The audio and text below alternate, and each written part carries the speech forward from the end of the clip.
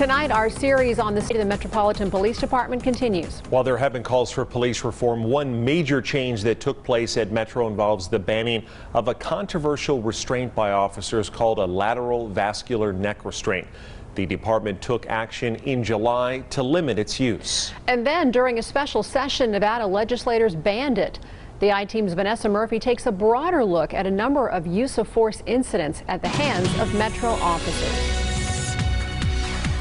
The Department of Justice announced in 2012 the Metro Police Department needed to change. After an extensive review, the DOJ wrote in this report, the shooting of unarmed suspects remains a concern.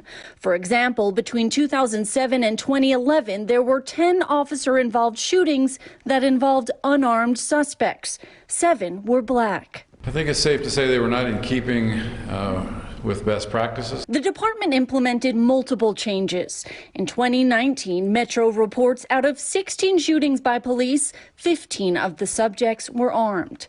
There is an emphasis on de-escalation techniques. In this report, analyzing a 5-year period through 2019, the department provides use of force data while also acknowledging lessons are still being learned. It notes 4 critical incidents in 2019 in which the coroner determined officers' actions may have contributed to the subject's cause of death. The Clark County Coroner's Office ruled Byron Williams' death a homicide because the prone restraint officers placed him in was a factor, in addition to meth in his system and health issues. He ran from police after they tried stopping him for not having a bicycle light. Once they had him in custody, Williams told officers he couldn't breathe at least 24 times.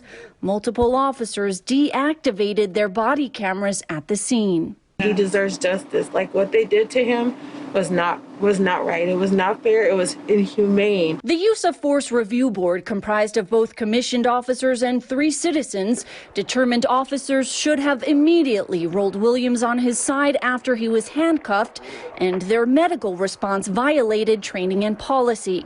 Metro took action, notifying all officers to place suspects on their side or sit them up so they are not kept in a position like Williams was, and to get medical attention immediately in a situation like this. The department also updated policy.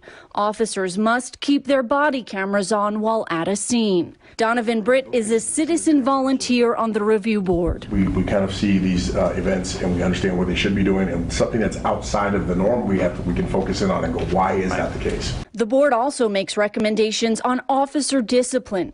According to the department, out of 31 cases reviewed in 2019, 14 officers were disciplined, none were fired, and 1 resigned. Captain Fred Haas works in internal affairs. If there are bad cops out there, I don't want them standing next to me out there in the community.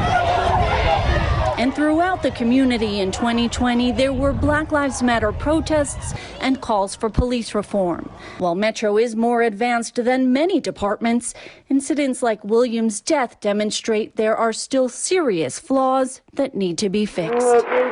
Vanessa Murphy, 8 News Now.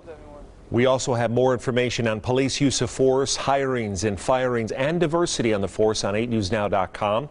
Click on the State of Metro banner. You'll find that right at the top of the page.